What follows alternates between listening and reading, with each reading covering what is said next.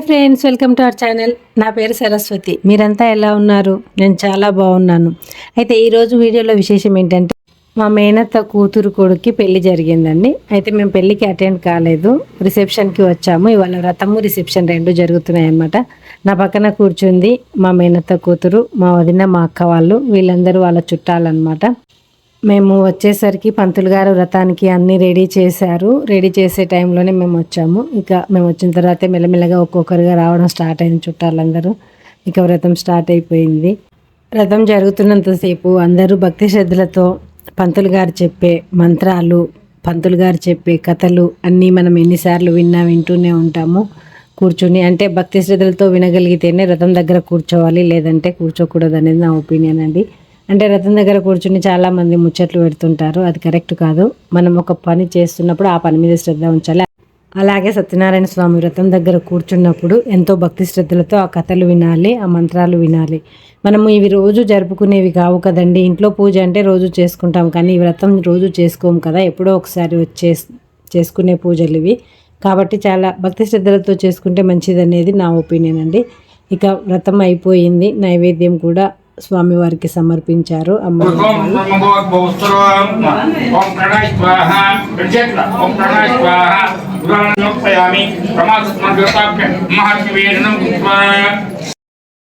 విధంగా వ్రతము అయిపోయిందండి. వ్రతం అయిపోయిన తర్వాత నైవేద్యం సమర్పించి పెద్ద మంగళహారతి కూడా ఇస్తారండి.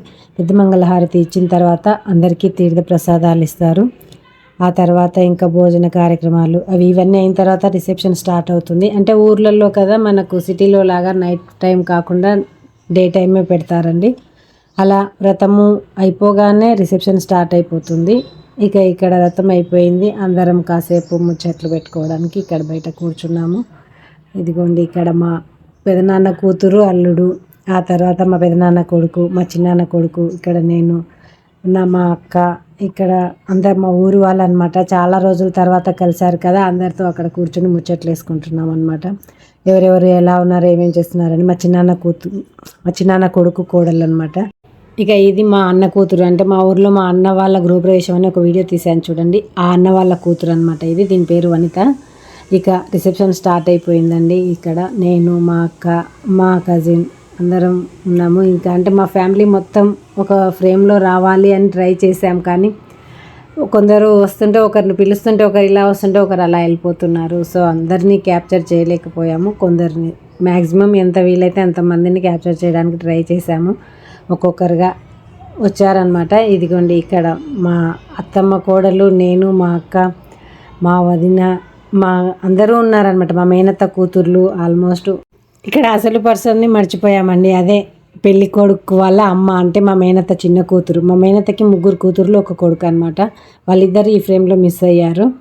ఇక ఇక్కడ ఈ లాస్ట్ మా రౌడీ ఉంది చూడండి. ఆ తర్వాత వాళ్ళ పెద్దమ్మ కొడుకు, కోడలు, మా చిన్నాన్న కొడుకు, మా పెదనాన్న కొడుకు, ఇక్కడ మా వదిన వాళ్ళు. చెప్పాను కదండి, వీళ్ళు మా కజిన్ అని. మా కజిన్ వాళ్ళు.